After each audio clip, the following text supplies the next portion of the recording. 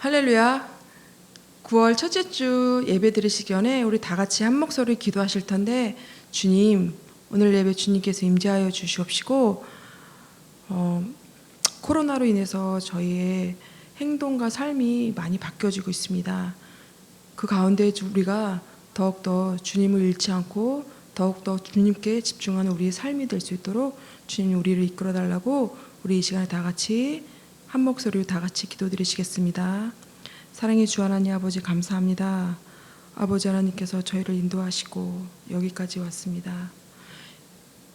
그런데 이 코로나로 인하여 저희가 많은 생활과 모든 행동에서 많은 것들이 제약받고 있습니다. 주님, 그 가운데서 저희가 더욱더 중심을 잃지 않고 주님께 매진하고 기도와 말씀을 무장하는 우리가 되게 하시고, 또 한번 다시 한번 우리의 생각과 마음, 행동 모든 것이 말씀을 통해서 변화받을 수 있도록 주님 인도하여 주시옵소서.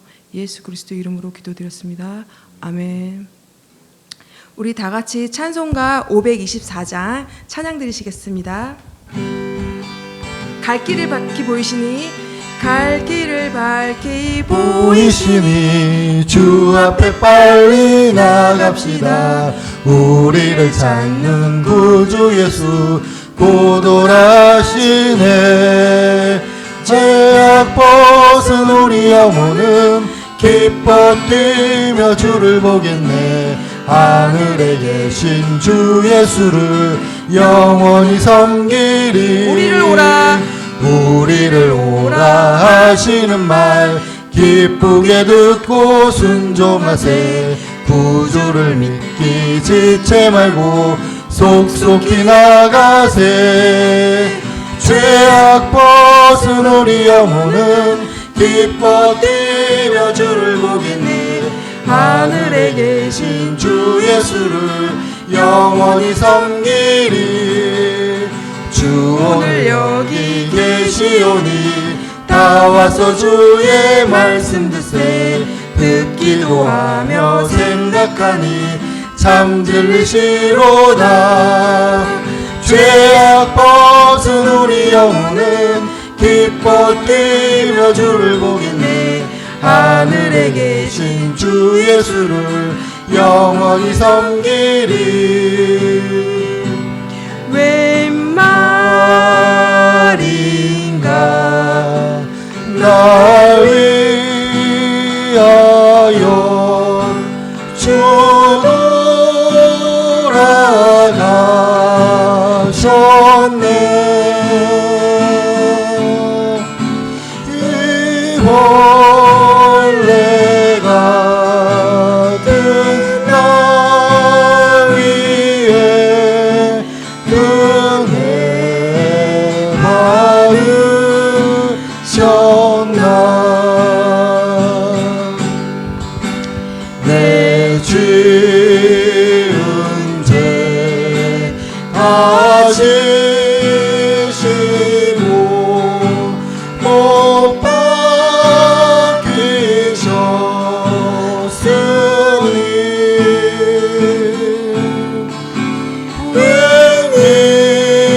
웬일인가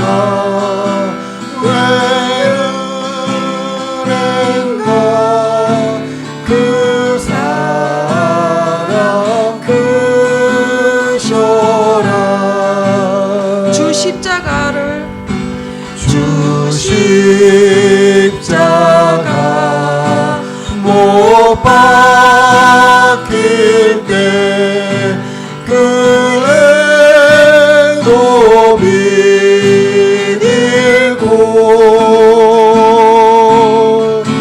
그 밝은 빛 가리워서 캄캄게 되었네. 나 십자가 된 나 십자가 대할 때에 그 일이 고마워.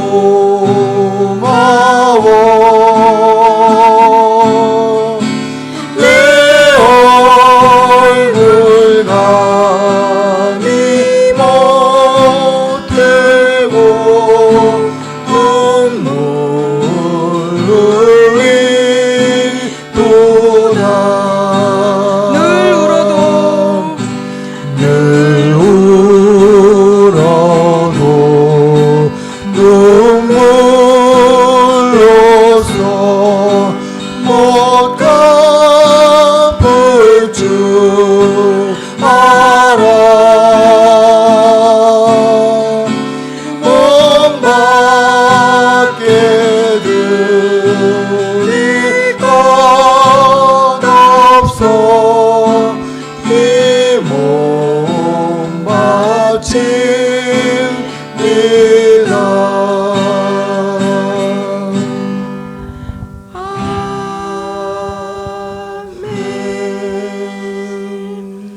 우리 이 시간 오늘 예배를 위해서 다 같이 한 목소리 기도하실 텐데, 주님, 저희가 이렇게 온라인으로 예배를 드립니다. 동일한 은혜 주님께서 부어주시옵시고, 저희가 다시 한번 힘을 내서 2020년 하반기를 잘 보낼 수 있도록 주님 인도하여 주시옵소서. 특히 우리 목사님 말씀으로 무장하게 하시고 건강 지켜주시옵소서. 다 같이 한 목소리 기도드리시겠습니다. 사랑해 주 하나님 아버지, 감사합니다.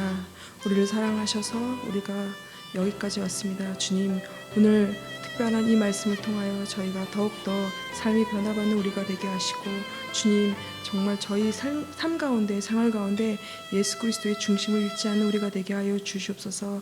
주님, 정말 세계적으로, 그다음에 국내적으로 많이 시끄럽습니다. 이 시끄러운 이 소리에 저희가 귀를 기울이는 것이 아니라 오직 말씀에 귀를 기울이는 우리가 되게 주님 인도하여 주시옵소서. 예수 그리스도 이름으로 기도드렸습니다. 아멘. 여호와여, 어느 때까지니까 나를 영원히 잊으시나이까? 주의 얼굴을 나에게서 어느 때까지 숨기시겠나이까? 나의 영혼이 번민하고 종일토록 마음에 근심하기를 어느 때까지 하오며, 내 원수가 나를 치며 자랑하기를 어느 때까지 하리이까? 여호와 내 하나님이여, 나를 생각하사 응답하시고 나의 눈을 밝히소서. 두렵건대 내가 사망의 잠을 잘까 하오며, 두렵건대 나의 원수가 이르기를 내가 그를 이겼다 할까 하오며, 내가 흔들릴 때 나의 대적들이 기뻐할까 하나이다. 나는 오직 주의 사랑을 의지하였사오니 나의 마음은 주의 구원을 기뻐하리이다. 내가 여호와를 찬송하리니 이는 주께서 내게 은덕을 베푸심이로다. 아멘. 우리 다 같이 사도신경으로 우리 신앙을 고백하시겠습니다. 나는 전능하신 아버지 하나님, 천지의 창조주를 믿습니다. 나는 그의 유일하신 아들 우리 주 예수 그리스도를 믿습니다. 그는 성령으로 잉태되어 동정녀 마리아에게서 나시고 본디오 빌라도에게 고난을 받아 십자가에 못 박혀 죽으시고 장사된 지 사흘 만에 죽은 자 가운데서 다시 살아나셨으며, 하늘에 오르시어 전능하신 아버지 하나님 우편에 앉아 계시다가 거기로부터 살아있는 자와 죽은 자를 심판하러 오십니다. 나는 성령을 믿으며 거룩한 공교회와 성도의 교제와 죄를 용서받는 것과 몸의 부활과 영생을 믿습니다. 아멘.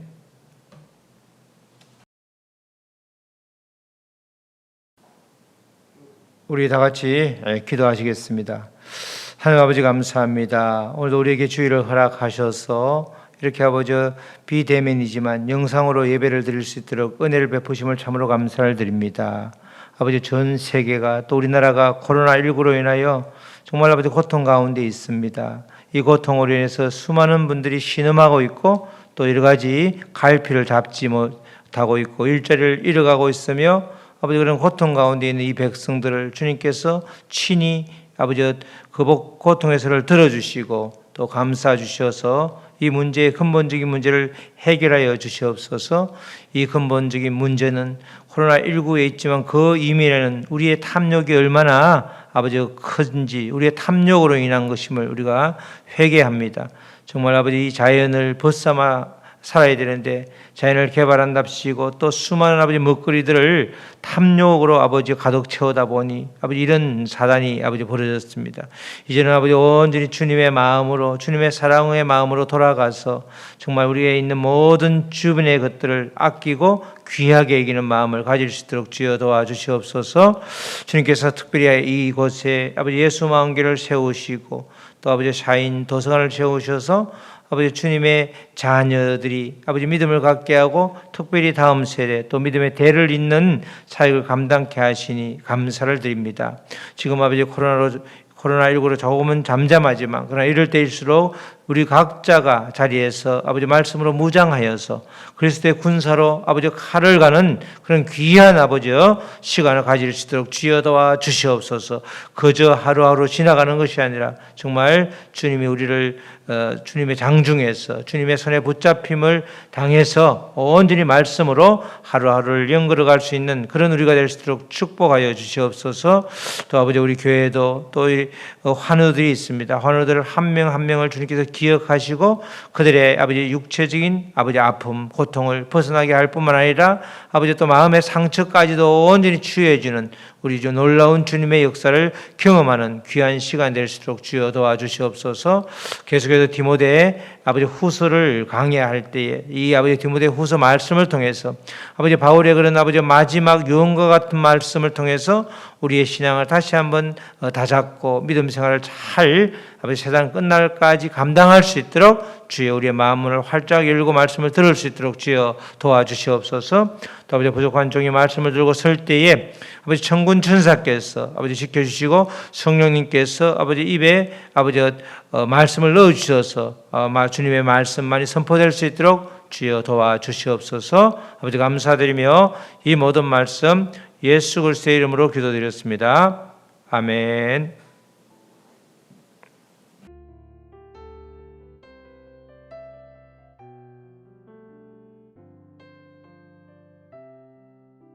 예, 교회 및 교우 소식입니다. 우리 대면 예배가 계속 연기가 되고 있는데 이번 주, 다음 주까지는 비대면 영상 예배로 예배를 드리겠습니다. 그 다음에는 이제 대면 예배를 드리도록 하겠습니다. 우리가 성경 통독 여러분들 계속해서 읽어주시고 이럴 때일수록 말씀으로 더욱더 우리를 무장할 때에 정말 그리스도의 군사가 될 수 있는 것이죠. 또 여러 가지 고민거리나 기도 제목이 있으면 개설해 놓은 우리 중보기도 카톡방 가족방을 통해서 계속해서 올려주시고 또 그 가운데 주님의 말씀을 음성을 들으시길 바랍니다. 그 환우들 기억하시고 우리 배중국 권사님이 지금 이제 이번 주에 퇴원을 하게 되는데 아마도 요양병원에 잠시 요양을 하고 나오셔야 될 것 같아요. 우리 손호창 형제님, 유이한 정미 집사님, 그리고 우리 형진 성도, 박순배 권사님, 또 우리 김경자 권사님 이렇게 이런 환우들이 많은데 주님께서 기도해 주심에 계속해서 좋은 소식들이 많이 들려오고 있습니다. 여러분들의 중보 기도가 우리 환우들의 모든 질병을 이렇게 치유할 수 있는 그런 계기가 된다는 것을 꼭 깨닫고 참여해 주시기 바라겠습니다. 유튜브 영상 설교 잘 들어주시고 또 이렇게 11시에 예배 드릴 때에 그대로 그 시간에 기도하는 마음으로 참여를 해 주시기 바랍니다. 늘 애쓰고 수고하는 우리 황기자 특별히 김용무 집사님 애쓰시는데 위에서 기도해 주시기 바랍니다.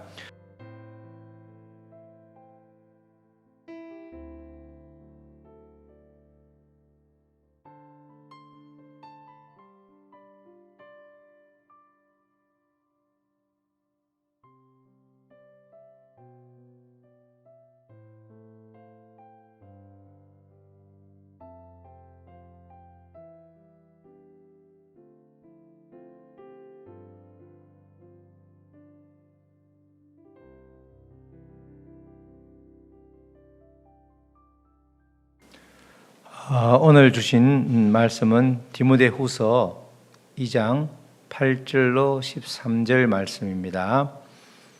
신약 성경 344쪽에 있는데 디모데후서 2장 8절로 13절 말씀입니다. 제가 받들어 읽겠습니다. 내가 전한 복음대로 다윗의 씨로 죽은 자 가운데서 다시 살아나신 예수 그리스도를 기억하라. 복음으로 말미암아 내가 죄인과 같이 매이는 데까지 고난을 받았으나 하나님의 말씀은 매이지 아니하니라. 그러므로 내가 택함을 받은 자들을 위하여 모든 것을 참음은 그들도 그리스도 예수 안에 있는 구원을 영원한 영광과 함께 받게 하려 함이라. mit보다 이 말이여 우리가 주와 함께 죽었으면 또한 함께 살 것이요 참으면 또한 함께 왕노릇 할 것이요 우리가 주를 부인하면 주도 우리를 부인하실 것이라. 우리는 믿음이 없을지라도 주는 항상 믿으시니 자기를 부인하실 수 없으시리라. 하나님의 말씀입니다. 오늘 디모데후서 강의 5번째 시간인데 하나님의 말씀은 매이지 않습니다. 이런 제목입니다. 우리 다 같이 한번 따라 하시겠습니다. 하나님의 말씀은 매이지 않습니다. 하나님의 말씀은 매이지 않습니다.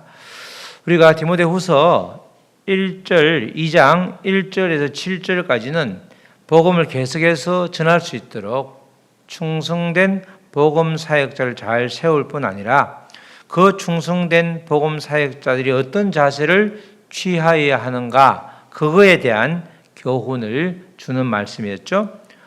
복음 사역자는 사실 동서고금을 막론하고 예수 그리스도를 전하면서 고난을 받게 되는 경우가 참 많이 있는 것 같습니다. 그래서 복음 사역자에게 필요한 것은 인내라고 하는 자세입니다. 하나님의 말씀 앞에서 나를 대면하면서 끊임없이 인내할 줄 알아야 하는 것이죠. 말씀과 양립할 수 없는 나의 자아를 철저히 죽여야 하는 그 과정이 필요한 것입니다. 그런 자세를 바울 사도는 디모데에게 지금 권면하고 있는 것이죠. 오늘 특별히 8절로 13절까지는 복음 사역자가 누구를 인내의 모범으로 본받아야 하는지, 인내의 모델로 누구를 삼아야 하는지에 대한 내용과 또 복음 사역자가 온갖 고난을 인내함으로써 장차 누리게 될 영광이 어떤 것인지에 대한 것이 기록되어져 있습니다. 먼저 8절 말씀을 보시면 8절 말씀 이렇게 되어 있죠. 내가 전한 복음대로 내가 전한 복음이라면 바울이 전한 복음이죠. 그 복음의 내용에 대해서 다시 한번 구체적으로 풀어 쓰고 있는 게 그 뒷부분이죠. 다윗의 씨로 죽은 자 가운데서 다시 살아나신 예수 그리스도를 기억하라 이렇게 되어 있죠. 우리나라 말은 내가 주어부터 시작하죠. 근데 히브리 말은 동사부터 시작합니다. 그러니까 8절은 우리는 내가 전한 복음대로 내가부터 시작하지만 히브리어 원문에는 기억하라가 제일 먼저 나오죠. 기억하라, 누구를 기억하는 거죠? 예수 그리스도를 기억하라. 그런데 그 예수 그리스도가 바로 바울이 전한 복음의 전부입니다. 내가 전한 복음 곧 예수 그리스도죠. 그런데 예수 그리스도하고 복음 사이에 예수 그리스도를 꾸며주는 그런 말들이 나오죠. 바로 다윗의 씨로 죽은 자 가운데서 다윗의 씨라는 게 하나 있고 또 죽은 자 가운데서 다시 살아나신 이런 말이 있죠. 결국 이 예수님의 소위 말해서 인성과 신성을 저 한 문장에다가 녹여 놓은 겁니다. 다윗의 씨라는 것은 계속 다윗의 씨라는 것은 다윗에서로부터 예수님이 태어난다는 그런 육신의 혈통을 구약 성경에서 계속해서 이야기해주고 있죠. 구약 성경 이사야서 11장에도 그런 말씀이 나오죠. 이사야 11장 말씀에도 그 날에 이새의 뿌리에서 이새가 누구죠? 다윗의 아버지죠. 이새의 뿌리에서 한 싹이 나와서 만민의 기치로 설 것이요 열방이 그에게로 돌아오리니 그가 거한 곳이 영화로우리라. 이렇게 결국은 이 말이 다윗으로부터 다윗의 계통에서 그렇게 예수님이 앞으로 메시아가 태어난다는 그 예언이 이사야서 11장 10절 말씀인데 그거 말고도 구약 성경에서는 수없이 그런 말들이 반복이 되고 있습니다. 그만큼 예수님의 신성, 인성이라는 것 그것이 바로 8절의 전반부의 앞부분의 말씀이고 뒷부분에는 또 그리스도의 신성에 대해서 이야기를 하고 있죠. 그리스도의 신성에 대해서 이야기를 하고 있습니다.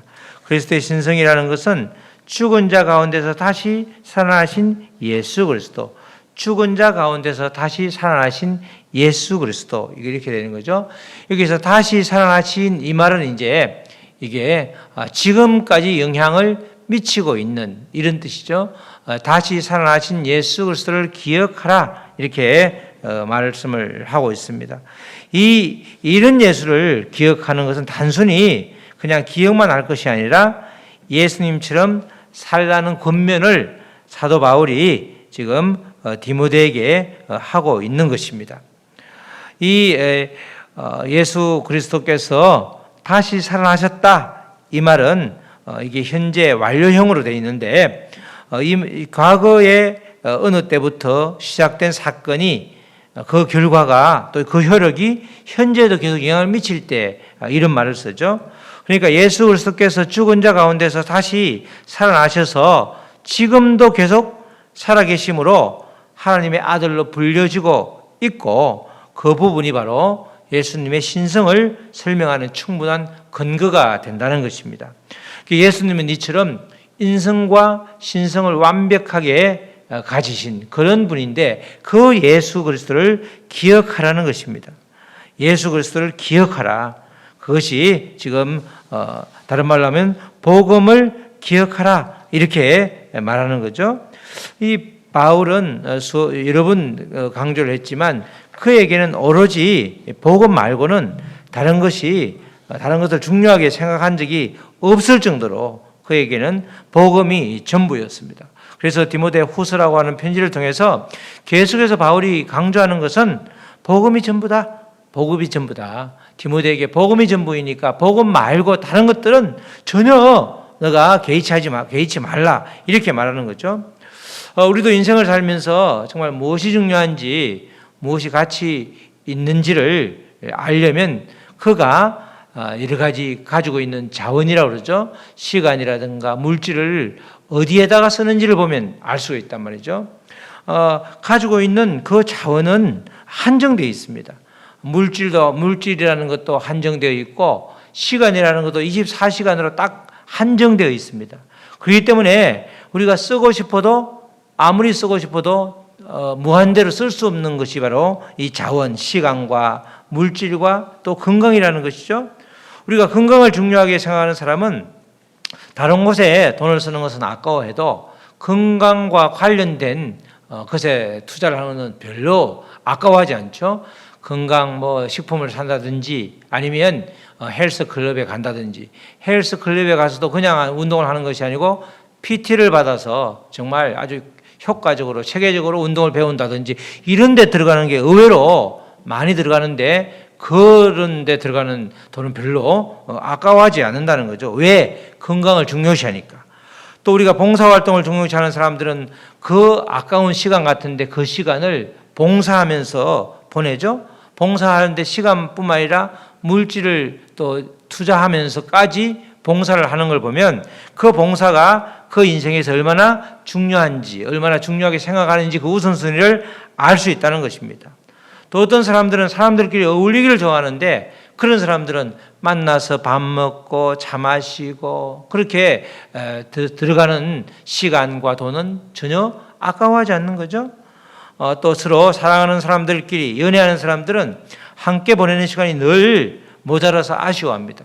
실제로 나누는 대화를 보면 그렇게 대단한 이야기가 별로 없죠. 소소한 이야기고 어찌 보면 닭살 돋는 이야기들이 많은데, 그래도 늘 함께 있는 것 자체가 좋으니까 시간 가는 걸 아쉬워하고, 또 헤어질 때는 벌써 또 다음을 기약하면서 그렇게 자원을 배분하는 시간을 보내고 하는 것을 볼 수 있습니다. 이처럼 사람들은 누구나가 자기가 중요하다고 생각하는데 시간을 쏟고 돈을 썼고 또 마음을 쏟는 것입니다. 그런데 바울 사도는 그가 가지고 있던 모든 자원을 복음을 위해서 쏟아부었습니다. 그것도 모자라서 디모데를 포함해서 제자들 또 주변 사람들에게도 계속해서 그런 삶을 살라고 아주 권면하고 있고, 권면을 지나쳐 강요하다시피 하고 있죠. 왜냐하면 바울 사도에서 복음은 그 인생의 전부이기 때문에 복음 빼고는 나중에 바울을 설명할 수가 없을 정도로, 그래서 복음이라는 것이 아주 그에게는 전부였고, 그래서 복음 전파에 그의 인생 전체를 걸었던 것입니다. 그래서 바울 사도가 쓴 바울 서신에는 어김없이 복음이 단골 메뉴로 등장하고 있죠. 사도행전에서도 저 후반부에 그렇게 수많은 고초를 당하면서 또 여러 가지 이스라엘에서 로마에서 법정에 을 때도 다 그 대화 내용을 우리가 기록한 것을 읽어보면 전부 복음에 대한 이야기입니다. 유대인들에게 너희들이 그렇게 멸시하고 쳐 죽였던 예수가 그리스도인 걸 어떻게 그렇게 모르고 그런 큰 죄를 저질렀느냐. 나도 예수 그리스도를 알지 못할 때에는 너희들과 동일한 범죄를 저질렀는데, 내가 겪은 그 예수를 보니까 전혀 유대교에서 그렇게 예수를 핍박했을 때 그 시절과는 상이하게 다르더라. 그러니까 예수님을 믿으라. 너희들이 예수님을 그렇게 팽개친 걸 회개하라고 그렇게 끊임없이 아주 설교하고 또 이야기를 했던 것입니다. 이렇게 디모데후서를 우리가 읽고 있는데, 디모데후서를 읽으면서 정말 바울 사도의 근면이 무엇인지, 바울 사도가 복음을 전부라고 생각했는데 그 구체적인 내용들이 무엇인지 그것을 뒤돌아보면서 또 우리 마음에 새겨야 되는 것이죠. 복음 전파에 아울러 최선을 다하고 있는지 그것도 우리가 새겨야 되는 것입니다. 이렇게 8절에서는 역시 바울 사도가 중요시하는 내가 전한 복음대로, 바로 예수 복음대로 네가 예수 그리스도를 기억하라. 복음인 예수 그리스도를 기억하라. 그렇게 먼저 말을 하죠. 그런데 바울은 지금 9절 말씀을 보면 이 복음으로 인해서 자기가 갇혀 있는 거죠. 9절 말씀에 복음으로 말미암아 내가 죄인과 같이 매이는 데까지 고난을 받았으나 하나님의 말씀은 매이지 아니하니라. 9절에서 그렇게 말하고 있습니다. 바로 바울 사도가 육신에 매여 있는 것이지, 바울 사도는 육신이 지금 매여 있는 거죠. 근데 바울이 육신으로 인해서 또 복음으로 인해서 복음을 전하다가 자기가 갇혀 있는 매인 몸이 되었지만, 그러나 그런 고난 가운데서도 하나님의 말씀은 전혀 매여 있지 않다는 겁니다. 매이다 이 말이 체인이죠. 영어로 체인. 이렇게 매여 있다. 아주 얽매이고 아주 꼼짝달싹 못하게 하고 있는 것이 아니라, 하나님의 말씀은 전혀 매이지 않단 말은 자유롭단 말이죠. 하나님의 말씀은 그렇다는 겁니다. 이 하나님의 말씀은 바로 복음이 구체적으로 표현된 것이 하나님의 말씀인데, 이 바울 사도는 이 복음 때문에 감옥에 갇힌 자유롭지 못한 몸이 되었지만, 바로 복음 자체는 그 어느 누구도 매이게 할 수 없는 거죠.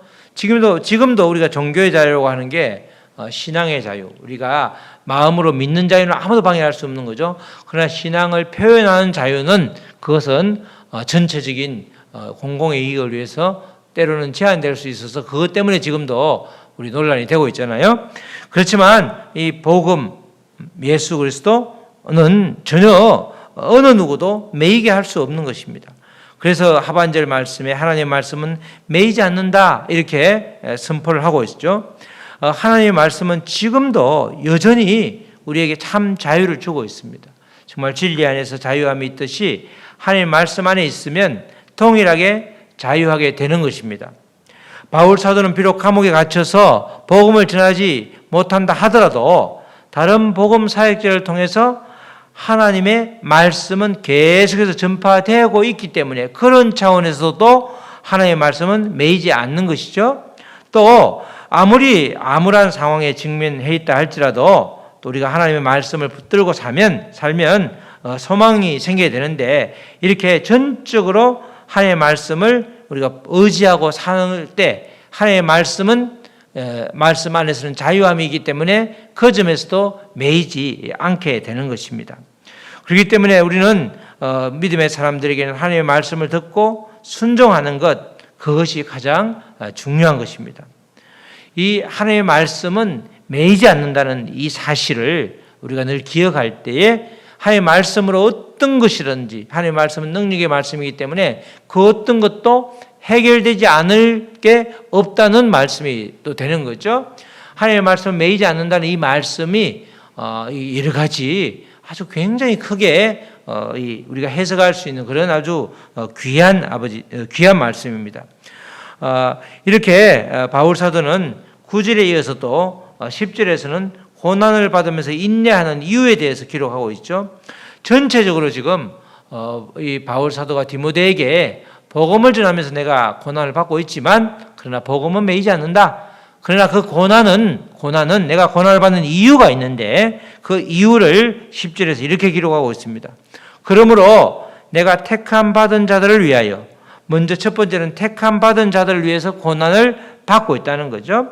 아직 믿음을 갖고 있지 않지만 하나님의 택하심을 받은 자들 때문에 내가 고난을 받고 있다. 그 고난을 통해서 주님의 복음의 말씀이 전해지는 거죠. 모든 것을 또 참음은 그들도 그리스도 예수 안에 있는 구원을 영원한 영광과 함께 받게 하려 함이라. 10절 말씀이 뒤로 가면 조금 이렇게 꼬여 있는데, 그렇지만 그 말은 이 고난을 통해서 고난을 받으면서 고난 가운데 인내하는 이유가 있는데, 하나는 바로 아직 믿음을 갖고 있지 않지만 하나님이 택하신 백성들 때문이고, 다른 하나는 하나님으로부터 선택받은 자들에게 주어지는 영원한 영광 때문이다. 이렇게 표현을 하고 있습니다. 그리스도인의 구원은 예수 그리스도를 영접한 그 순간부터 시작되죠. 그러나 그것의 완성은 마지막 날에 종말에 영원한 영광을 얻음으로써 이루어지는 것입니다. 그래서 구원을 단순한 사건으로 보는 것이 아니고, 구원은 구원파에서는 사건으로 보죠. 언제 구원을 받았느냐? 구원을 받았으면 그냥 끝나는 거단 말이죠. 그러나 우리 일반적으로는 구원은 과정으로 보는 겁니다. 그래서 예수님을 믿을 때, 예수님을 영접할 때 그 구원은 이미 받았지만, 그러나 그것의 완성은 영원한 영광을 얻는 마지막 날에 완성이 된다는 거예요. 그러니까 구원은 그 전체적인 우리의 삶을 통해서 과정이라는 거죠. 구원은 사건이 아니라 과정이라는 것입니다. 바로 그리스도의 구원은 그런 것입니다. 그렇다면 여기에서 언급된 영원한 영광, 마지막 날에 영원한 영광을 얻는다고 그러는데, 영원한 영광은 바로 그리스도인의 구원의 궁극적인 목표라고 할 수 있는 거죠.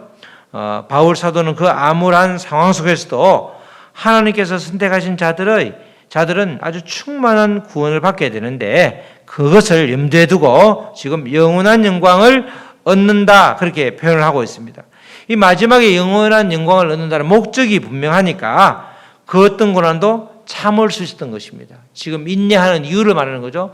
영원한 영광이 있다는 걸 아니까 인내할 수밖에 없다. 인내를 아주 기쁘게 할 수 있다. 이렇게 말하는 것이죠.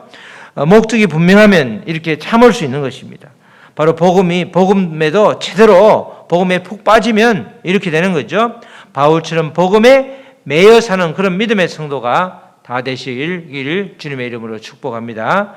지금까지 8절로 10절까지는 바울 사도가 디모데에게 본받아야 할 인내의 모범으로 좁게는 바울 사도를, 또 결국에는 예수 그리스도를 제시하고 있죠. 이에 비해서 11절로 13절 말씀은 바울 사도가 이렇게 디모데에게 교훈을 주면서 권면을 하다 보니까 자기가 주 안에서 인내하는 게 얼마나 큰 축복인지를 깨달은 겁니다. 우리도 마찬가지죠. 우리도 공부를 가르치다 보면 가르치면서 더 잘 알게 되잖아요. 그래서 학생들도 공부를 좀 잘하는 아이가 조금 이렇게 도움이 필요한 아이들에게 가르쳐주면서 자기의 지식이 더 확실해진단 말이죠. 이 바울 사도도 정말 복음밖에 모르는 사람이었는데, 이 디모데에게 편지를 쓰니까 디모데를 생각하면서 편지를 쭉 쓰다 보니까 이 아주 정말 새로운 깨달음을 얻은 겁니다. 그래서 11절로 13절 말씀은 아주 바울이 정말 하나님을 찬양하는, 이 인내하는 자가 받는 축복이 참으로 크고, 또 그걸 깨닫게 되니까 감격할 수밖에 없었죠. 그 감격을 찬양 형태로 풀어 놓은 게 11절로 바로 13절 말씀입니다. 11절로 13절 말씀을 다시 한번 읽겠습니다.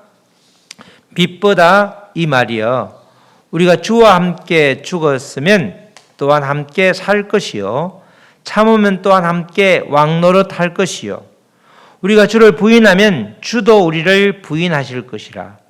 우리는 밑범이 없을지라도 주는 항상 밑버시니 자기를 부인하실 수 없으리라.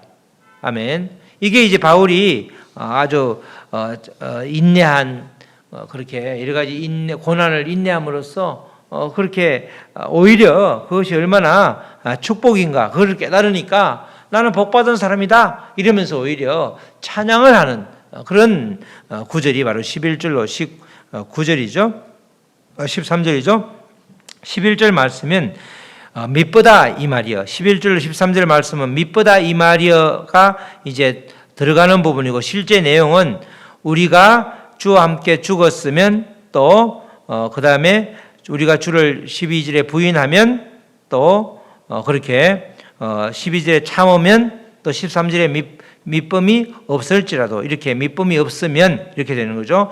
이 조건문 4개의 조건문과 그 뒤에 조건에 대한 결과에 대한 이야기가 이 네 구절이 대칭을 이루면서 있죠.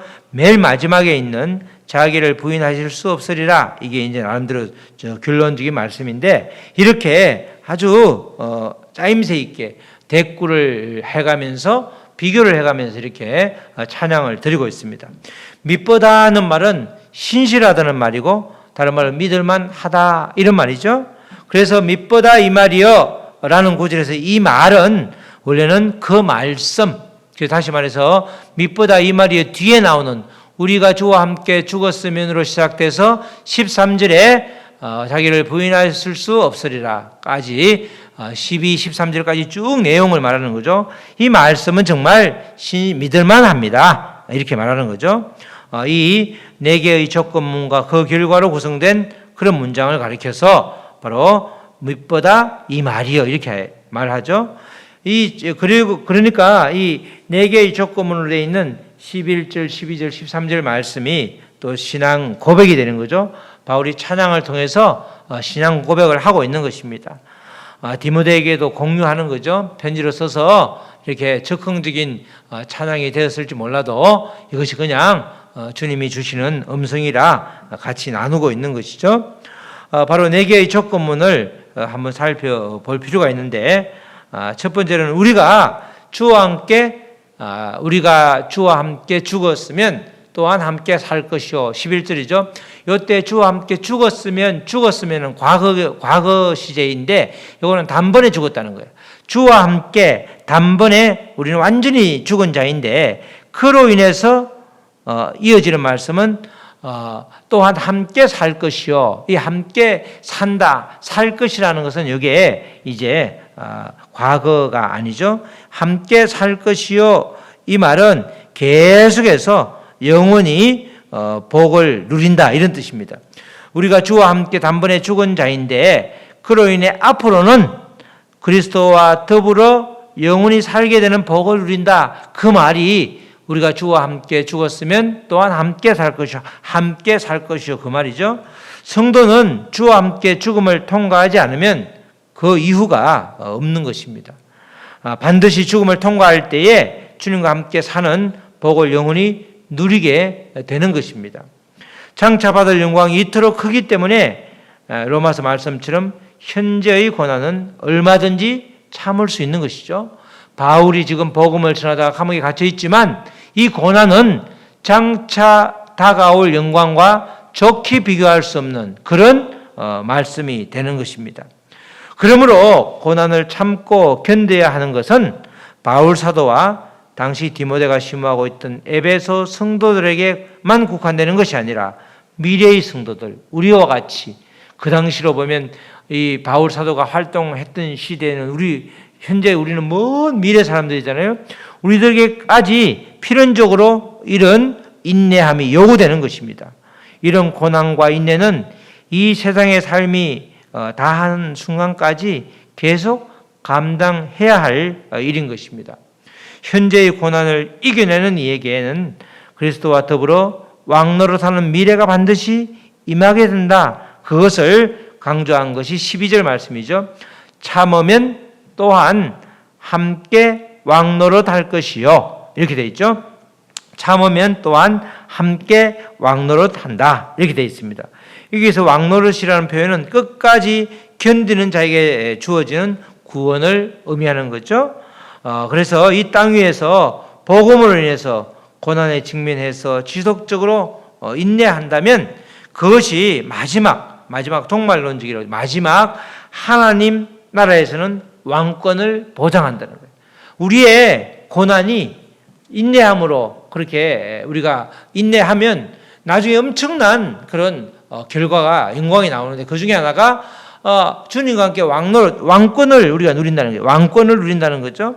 왕이 어떤 나라, 보통 나라에서는 제일 높잖아요. 마찬가지로 하나님 나라에서도 왕권을 보장해 준다는 것입니다. 이 계속해서 복음으로 인해서 고난에 직면하고 또 그것이 무너지는 것이 아니라 그걸 잘 견뎌내면 마지막 종말 때에는 바로 하나님 나라의 왕권이 보장된다는 것입니다. 그러니까 우리의 희생에 비해서 우리의 엄청난 그런 영광, 결과가 오니까 지금의 고난은 나중에 장차 영광을 계속해서 묵상하면 아무것도 아니라는 거야. 그래서 목숨을 이렇게 초계처럼 아주 지푸라기처럼 버리는, 여기는 그렇게 하나님께 바치는 분들이 그렇게 많았잖아요. 그분들을 순교자라고 하잖아요. 그래서 그렇다는 겁니다. 현재의 고난이 아무리 클지라도 그것을 피하는 것이 아니라 적극적으로 대응해서 기쁨으로 이겨낼 수 있는 원천이 바로 우리 예수 그리스도라는 것입니다. 예수 그리스도와 더불어서 왕노릇하는 그 영광된 미래가 반드시 온다. 그 확신이 있으면 우리는 사지를 죽음의 곳을 죽음을 결코 두려워하지 않고 그렇게 힘을 낸다는 것입니다. 그냥 단순히 고난을 피하자 이게 아니라 적극적으로 대응하는 거죠. 고난을 인내함으로써 대응해서 오히려 기쁨으로 승화시켜서 이 고난 뒤에 엄청난 주님의 영광이 오겠구나. 이 확신이 들면 고난을 오히려 마지못해 받는 것이 아니라 기쁨으로 받을 수 있다는 거예요. 기쁨으로 고난을 이겨낼 수 있다는 거죠. 즐거움으로 이겨낼 수 있다는 것입니다. 12절 하반절에는 우리가 주를 부인하면 주도 우리를 부인하실 것이다. 좀 특이한 내용이 나오죠. 우리가 주를 부인하면 이렇게 나오죠. 이때 부인하다의 시제가 미래 시제입니다. 지금 11절, 12절, 13절은 사실 원문에 어떤 거는 과거, 어떤 거는 현재 완료, 어떤 거는 미래 시제를 가지고 그 의미를 굉장히 분명하게 구분해 나왔는데 우리는 그냥 읽으니까 그게 미래인지 현재인지 과거인지 잘 구분이 안 되는데 우리가 주를 부인하면 이거는 미래 시제. 현재 과거에 주를 부인하지 않았을지라도 앞으로는 얼마든지 주를 부인할 수 있다. 누구에게나 주를 부인할 수 있는 일이 일어날 수 있다. 일종의 경고를 하고 있는 겁니다. 실제로 부인하는 날이 일어났죠. 그 당시에 이제 마지막 네로 황제가 집권 말기에 있었을 때인데 그 당시에 얼마나 많은 탄압과 핍박이 있었냐고요. 그러니까 수많은 배교자들도 나타났잖아요. 그래서 히브리서 같은 데도 배교자들에게 지금 이 시간만 넘어가면 이 시간을 잘 참으면 비교도 안 된다. 그러니까 유대교로 다시 돌아가지 말고 그 예수님을 잘 붙잡아라. 이렇게 강조하는 게 히브리서잖아요. 여기서도 마찬가지로 그 주님을 우리가 부인할 수 있지만 그러나 우리가 주님을 떠나서는 안 된다는 거죠. 절대로 이 신앙이라는 것이 오늘의 신앙이 다 전부라고 말하면 안 되는 것이죠. 아무리 신앙심이 출철하고 아주 대단해 보일지라도 먼 훗날 그 신앙이 사그러들어서 온데간데 없는 사람도 굉장히 많습니다. 그러니까 지금까지는 신앙생활 잘했지만 앞으로도 계속해서 주를 부인하는 일이 없어야 된다. 그 뜻으로 이렇게 해놓은 거죠. 그렇지만 우리가 주를 부인하면 그 다음에 이어지는 게 주도 우리를 부인하실 것이다. 왜냐하면 주님은 믿으신 분이고 신실하신 분이기 때문에 그렇다는 거예요. 이 말씀은 주님의 전능자로서의 주님을 부인하는 것이 아니라 우리가 주를 부인하면 인격적인 주님도 똑같이 우리를 부인하게 되는데 그것이 오히려 신실한 주님이라는 거죠.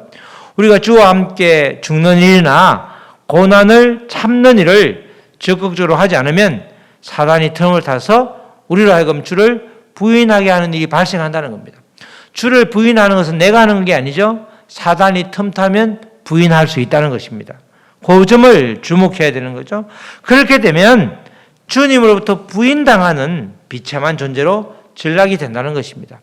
주님이 부인하는 것을 강조하는 것이 아니라 우리가 부인하면 우리가 주님을 떠나기 때문에 비참하게 된다. 그 표현을 주님도 우리를 부인한다 이렇게 표현을 해놓은 거죠. 바로 주님을 도무지 알지 못한다고 하는 사람이 있다 그러면 결국 그는 나중에 마지막 심판 때 이를 갈며 아주 슬피우는 장면이 있다고 하듯이 우리도 언젠가는 먼 미래에 계속해서 주 안에 있지 않으면 주를 부인하고 주님을 배교하는 일도 있을 수 있다는 거예요. 그러니까 지금 주님을 잘 붙들고 있으라 이 말씀이죠. 하나님의 말씀은 매이지 않기 때문에 그 매이지 않는 하나님의 말씀에 들어가면 내가 참 자유인이 되기 때문에 주의 말씀을 붙들고 살아라 그 이야기를 하고 있는 것입니다. 그러나 13절에서는 바울 사도가 우리가 신실하지 못함을 오히려 고백하고 있습니다. 13절에 우리는 믿음이 없을지라도 그죠? 그렇게 말하고 있죠. 비록 우리 모두가 하나님의 자녀로 부름을 받았으나 실제의 삶의 현장에서는 계속해서 흔들리고 있을 때가 많다는 겁니다. 우리가 현재 삶의 자리에서는 오히려 신실하지 못한 모습을 보일 때가 많음을 13절에서 바울 사도가 애둘러서 표현하고 있습니다. 정말 당시 네로 황제 말기에 얼마나 황제 숭배가 심했습니까? 또 우상 숭배가 극에 달했습니다. 그렇기 때문에 그 당시의 교인 그리스도인들, 초대교회 그리스도인이라고 그러죠. 초대교회 그리스도인들은 일상적으로 이런 위험, 황제 숭배와 우상 숭배 위험에 노출되어 있었습니다. 황제 숭배를 하지 않으면 감옥에 갈 수도 있고 또 우상 숭배에 아주 굴종하지 않으면 굉장히 아주 위협을 당하는 그런 그런 환경에 놓여 있었죠. 그래서 배교자의 종말과 결국에 대해서 바울 사도가 이렇게 간접적으로 경고를 하고 있습니다. 정말 끝까지 예수님과 함께 예수님을 붙잡고 가야지 마지막에 다 갔는데 마지막 끝에 배교해버리면 꽝이 아주 말짱 황이 된다는 것입니다. 그렇기 때문에 처음부터 계속해서 복음 안에서 복음만이 생명이고 복음만이 유일한 삶의 목표가 되어야 된다. 그 이야기를 디모데에게 하고 있죠. 그렇지만 중요한 것은 우리에게 또 중요한 복음은 우리가 신실하지 못할지라도 주님은 언제나 믿으신 분이라는 것입니다. 13절에 우리는 믿음이 없을지라도 주는 항상 믿으시다는 거예요. 그죠? 주는 항상 신실하시다는 거예요. 그게 바로 복음이 되는 거죠. 우리는 믿음이 없다 이 말은 우리는 신실하지 못하다. 우리는 이게 영어 원문에는 조건문이에요. 우리가 믿음이 없으면 이렇게 되어 있습니다. 우리는 믿음이 없다. 믿음이 신실함이 없다. 또 아주 믿을만하지 못하다. 우리는 그런 존재라는 거죠. 그러나 주님은 항상 믿으시다. 항상 신실하시다는 거예요. 언제나 신실하신 분이 바로 주님이라는 거죠. 이것이 아주 의미가 큰 것은 이 주님이 항상 신실하시기 때문에 바로 한번 택하시면 하나님께서 결코 구원을 취소하지 않는다는 겁니다. 자, 우리가 믿음이 없으면 주님도 믿음이 없다. 이러면 바로 그냥 우리가 구원에서 추락할 수 있는데 하나님은 그렇지 않다는 거예요. 우리는 정말 왔다 갔다 하고 여러 가지로 불완전하고 또 우리가 기분에 따라서 감정에 따라서 그렇게 변동이 심할 수 있지만 하나님은 그렇지 않다는 거예요. 우리 주님은 늘 그 자리에서 우리를 사랑하며 또 우리를 감싸주고 우리를 위로해 주시고 또 우리의 병을 고쳐주시고 또 우리에게 늘 잘한다 칭찬을 하시는 분이 바로 주님이라는 거죠. 그 주님의 신실하심이 있기 때문에 우리의 구원은 결코 취소될 수 없는 그런 아주 복음이 되는 것입니다. 주님은 언제나 결코 자기를 부인할 수 없기 때문에 그렇다는 것입니다. 주님은 수시로 감정에 따라 기분에 따라 입장이 오락가락하는 분이 아니기 때문에 한 번 택한 성도에게 변함없는 사랑을 한없이 베풀어주고 계신다는 것입니다. 우리가 변하지 않는다는 게 정말 귀한 거죠. 우리 사람들도 인품을 따질 때 참 변하지 않더라. 저 사람은 이렇게 사업이 잘 돼서 굉장히 경제적인 아주 풍요로움이 있을 때 하고 예전에 없어도 정말 굉장히 어려울 때 하고 별로 변한 게 없더라는 거예요. 사람을 대할 때도 여러 가지 씀씀이도 변함이 없더라. 그러면서 정말 인품이 좋다. 뭐 이렇게 우리가 말을 하잖아요. 변함이 없는 것은 좋은 것입니다. 우리가 예수님처럼 늘 변함없는 사랑, 그 사랑이 있으면 우리의 주변이 다 나로 인하여 복되고 평화롭게 되는 것입니다. 우리 사랑하는 성도 여러분, 주님이 신실하시고 변함이 없으시다는 이 사실, 우리에게 얼마나 큰 힘이 되는지 말로 표현할 수가 없습니다. 그런 주님의 말씀을 전하다가 때로는 바울처럼 감옥에 갇히기도 하고 또 그래서 고난을 겪기도 하지만 그 고난을 그 고난에 무너지고 무릎 꿇는 것이 아니라 결국 그 고난을 인내함으로 이겨내는 것이 우리 믿음의 사람들의 역사인 것입니다. 이 복음은 그러나 이 사람처럼 그렇게 감옥에 갇히는 것처럼 매이지가 않는다는 사실이죠. 육신은 매이게 되지만 말씀은 결코 매이지 않는다는 사실을 기억하시기 바랍니다. 복음을 전파하는 복음 사역자들이 계속해서 말씀을 전함으로써 말씀은 더욱더 퍼져만 가고 또 하나님의 말씀 자체가 능력이기 때문에 그 어떤 것에서도 매일 수 없다는 거예요. 내가 매이지 않으면 다른 사람을 풀어줄 수 있는 거죠. 다른 사람이 꽁꽁 묶여 있을 때 나도 꽁꽁 묶여 있으면 풀어줄 방법이 없는 것입니다. 그러나 내가 말씀 안에서 매이지 않으면 말씀 안에서 나는 말씀 안에 내가 거하고 그래서 말씀대로 살아가면 우리는 하나님의 말씀 매이지 않기 때문에 진리 안에서 자유하기 때문에 우리는 모든 사람들의 그 매임을 풀어줄 수가 있는 거죠. 내가 매임에서 해방되어야지 이렇게 다른 사람을 풀어줄 수 있지 내가 매여 있으면 풀어줄 수가 없잖아요. 바로 하나님의 말씀은 우리에게 참 자유함을 주시고 또 하나님의 말씀은 우리를 아주 여러 가지 그 원수의 그런 유혹이라든가 또는 여러 가지 그런 손 내미는 것에 아주 뿌리칠 수 있기 때문에 우리는 말씀으로 무장되어 있으면 정말 주님의 백성으로 완전하게 살아갈 수가 있는 것입니다. 그렇기 때문에 진리의 말씀을 붙잡고 따라가는 것만큼 안전한 것이 없는 것이죠. 우리가 등대가 있으면 안전한 폭으로 배가 인도받을 수 있잖아요. 폭풍 치고 이렇게 바람이 심하게 불면 빨리 항구로 대피를 해야 되는데 그 항구를 알려주는 것이 바로 등대 아니에요? 등대의 불빛이 보이면 이제 얼마 안 있으면 육지가 오기 때문에 살았다 이렇게 되는 것입니다. 마찬가지로 말씀은 등대와 같아서 또 말씀을 우리가 붙잡고 그 소망의 말씀을 우리가 계속해서 바라보면 점점 더 말씀이 우리를 그렇게 끌어가 주는 것입니다.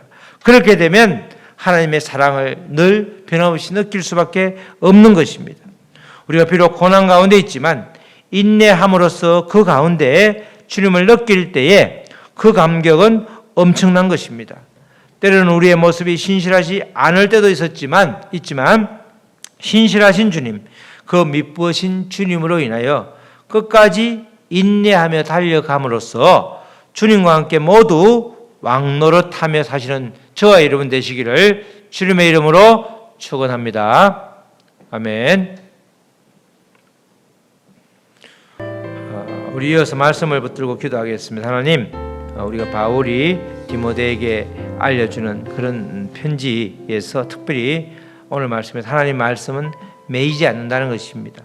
하나님, 우리가 하나님 말씀에 매이지 않기 때문에 말씀 안에 거하여서 우리도 매이지 않도록 도와주시옵소서. 오로지 아버지 복음에만 우리가 아주 매여 있도록 도와주시옵소서. 우리 오늘 하나님의 말씀을 매이지 않는데 그 하나님의 말씀 안에 거하게 하여 주시옵소서. 그래야 모든 문제들이 말씀으로 해결되어서 정말 자유로울 수 있도록 우리를 인도하여 주시옵소서. 우리 다 같이 기도하시겠습니다. 하나님 아버지 감사합니다. 다윗은 정말 복음을 전했는데 그 복음이 바로 예수 그리스도였고, 또 예수 그리스도는 바로 다윗의 씨로 죽은 자 가운데서 다시 살아나신 분이었습니다. 근데 그 다시 살아나셔서 지금까지도 그 영향을 미치고 있는 그런 계속해서 영향을 미치고 있는 그런 분이 바로 주님의 부활이었습니다.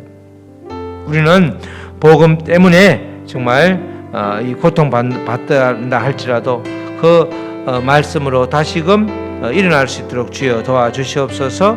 바울이 복음을 전하다가, 바울이 이렇게 여러 가지를 디모데에게 전하다가 또 고난을 받을 때 잘 인내하라고 전하다가 오히려 그가 은혜를 받아서 정말 찬양을 아버지가 기록하였는데 바로 11절 13절 말씀입니다.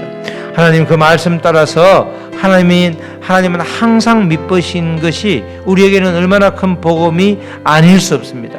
우리는 미쁨이 없을지라도 항상 미쁘신 그 주님 때문에 우리가 살아갈 이유가 있는 것이고, 그렇게 또 복음을 전하다가 복음 때문에 인내하면, 참으면 우리는 결국 종말 때에 하나님 앞에서 왕권을 누리는 자로 우리가 살아갈 수 있게 되는 것입니다. 그러나 우리가 지금은 열심히 신앙생활을 한다 할지라도 훗날에 주님을 부인하는 사태가 벌어지면 주님도 우리를 부인하신다고 할 정도로 우리의 그런 여러 가지 상황과 여건에 따라서 변하는 그런 마음을 미리 경고하고 있는 것입니다. 우리가 온전히 주님 앞에서 변함없는 마음으로 주님이 항상 미쁘신 주님을 닮아서 우리도 미쁜 신실한 자, 또 미쁜 자, 그래서 믿을 만한 자로 남게 하여 주시옵소서. 감사드리며 이 모든 말씀 예수 그리스도의 이름으로 기도드렸습니다. 아멘.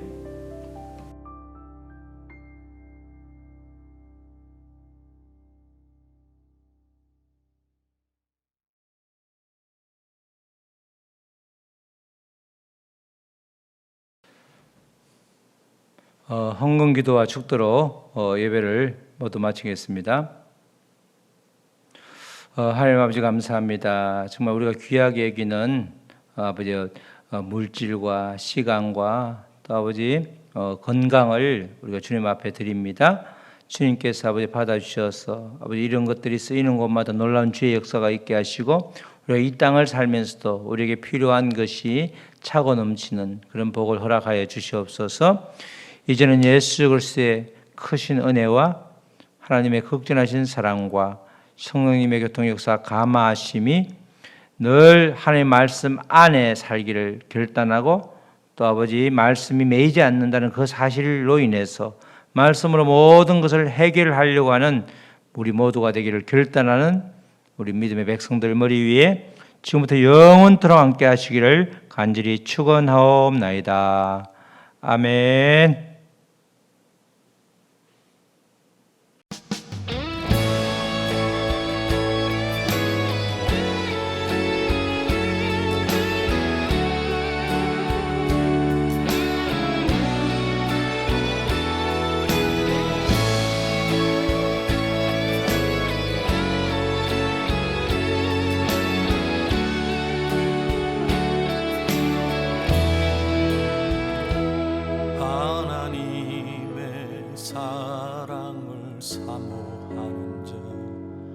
하나님의 평안을 바라보는 자, 너의 모든 것 창조하신 우리 주님이 너를 얼마나 사랑하시는지,